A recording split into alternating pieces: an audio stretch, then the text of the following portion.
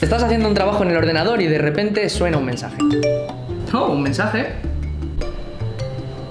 ¿Policía Nacional? ¿Policía Nacional? Qué raro, ¿no? Pero bueno, si es la policía no puede ser un timo, ¿no? Además ya lo pone en el título. No es ningún timo. Habrá que abrirlo, supongo.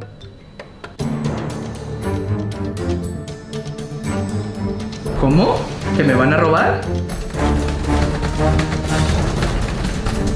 ¡Hala! Así ya estoy seguro. ¿Seguro? ¿Cómo?